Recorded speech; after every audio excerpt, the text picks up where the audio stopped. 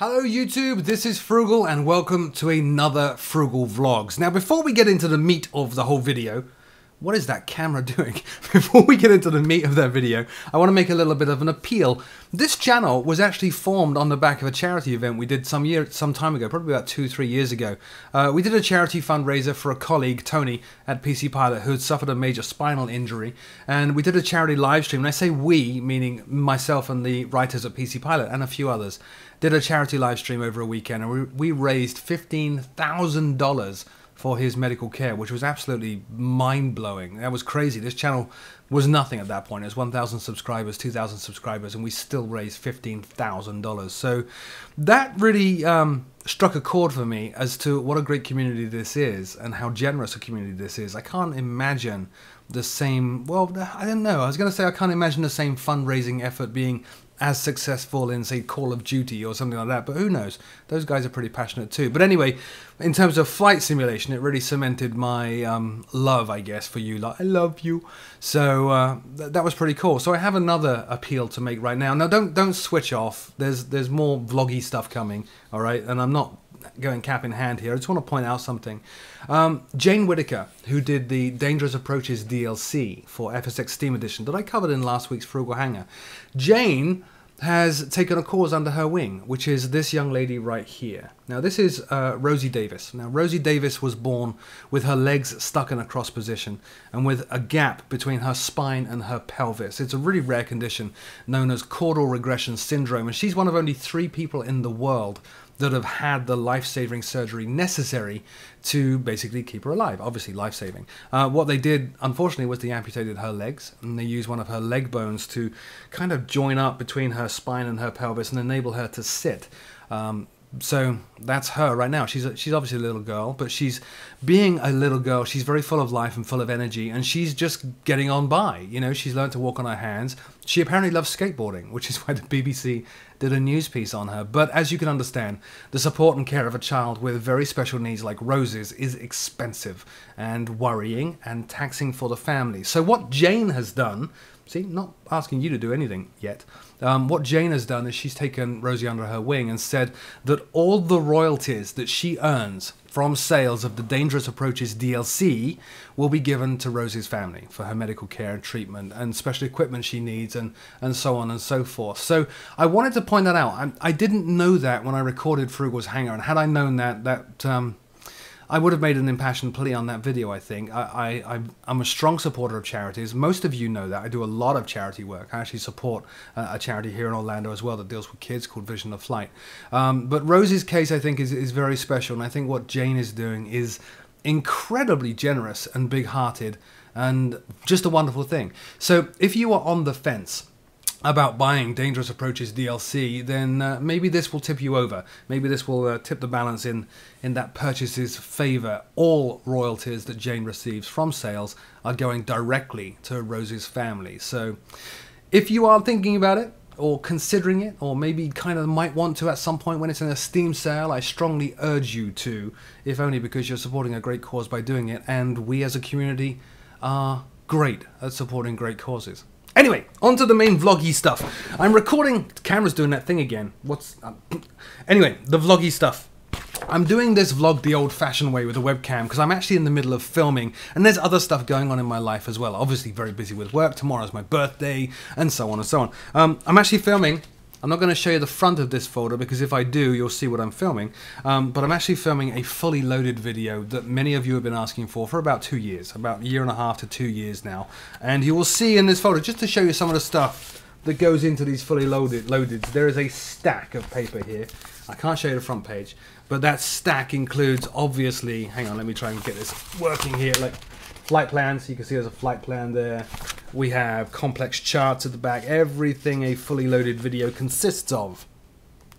Now the reason that's kind of important as well is it raised an interesting question, and a question that I get asked a lot. Should you switch to prepared? Accepting X-Plane. I love X-Plane. I think I am able to say now, today, X-Plane is my favorite simulator. It really is my favorite simulator. There is not as much X-Plane content on this channel as the other platforms because there's not as many viewers for it. But I do love X-Plane as a sim platform. Completely adore it.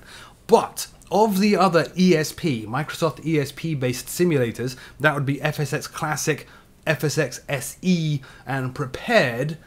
Is the time now upon us to switch? Is the time now upon us to fully embrace something like Prepared? And the reason that question has become so important recently is because of the prevalence of really good add-ons. For the longest time after I spent my $200 and bought Prepared Professional, it really languished because I didn't have the aircraft in it that I want to fly. It didn't have real air simulations in there, for example. It didn't have PMDG in there, and so on, and so on, and so on. And while scenery makers were maybe more responsive than aircraft makers in getting their installers to work Prepared, there were still quite big shortages there as well. I don't think Gatwick from UK 2000 has a Prepared installer yet, although they say you can install it anyway. So now that's all changed. Last weekend we had Real Air Simulations release the Turbine Duke version 2 for Prepared. PMDG just recently released the 777. As you know, they are, any day now we hope, announcing the NGX for Prepared. Everything is just about coming up right for Prepared. But similarly though, I did make a resoundingly loud statement a while ago that while I disagreed with the way Dovetail had released FSX Steam Edition, I was going to stay away from it because it didn't have the add-ons that I needed to use. It didn't have ActiveSky Next. It didn't have PMDG, for example. It had incompatibilities with the Orbex airports and so on. Most of those things, in fact, all of those things have now been resolved. Again, PMDG are about to now make an announcement, I hope, on the NGX. We've already got the 777 for FSX Steam Edition. So, you know, those two sims have, over the course of really this year, 2015, 3 months in, both come up to the same level in terms of their add-on support. And you really could go either way. So people keep asking me, what would you do, Frugal? What are you doing, Frugal? I have to say, of the ESP-based platforms, now ESP is the Microsoft simulator platform that FSX was built on. Obviously FSX Steam Edition is built on it and Prepared is built on it. So of the ESP platforms, which is my favorite, I have to say Prepared. In doing this fully loaded, I decided that I would do it in FSX Steam Edition. Because it is the more common platform, it is the rising platform, more of you have it, there are more new users there, it makes sense to cover it independently of anything else. So that's what I was doing that on, and I spent, my goodness, I was going to do the Frugal's Hangar last week in that, leading into this fully loaded video, and I spent 4 or 5 hours trying to get add-ons to work in it and trying to get incompatibilities sorted. I had a major scenery issue with buildings floating 10 feet in the air and all sorts of weirdnesses like that. 4 to 5 hours trying to get it to work, trying to get it to a point where I could record it, and I just couldn't do it. I've managed it now. I've got FSX Steam Edition now where I can film this fully loaded flight, so that's coming very soon. In fact, I'm recording it now.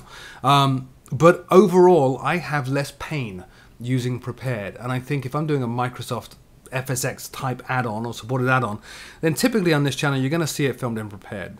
Typically. Now that's not to say FSX is going away. It can't.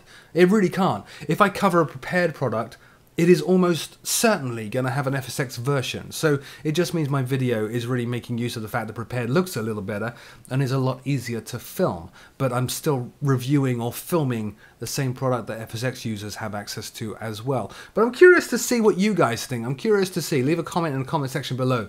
Tell me, with the rise of add-ons that we now have in Steam Edition and Prepared, has that made your decision any easier in terms of jumping ship from FSX to Prepared? Or has the growth of add-ons and support for Steam Edition kept you firmly locked in the FSX Steam Edition camp? Let me know in the comment section below. Anyway, that's it for this. I've got to get back to filming and stuff. Do check out the BBC News link in the show notes below about Rosie. And once again, if you are on the fence about buying Dovetail's DLC, Dangerous Approaches, then consider this, consider Rosie's support as well and what Jane's doing. And kudos to Jane Whittaker for making that incredibly generous gesture to Rosie's family.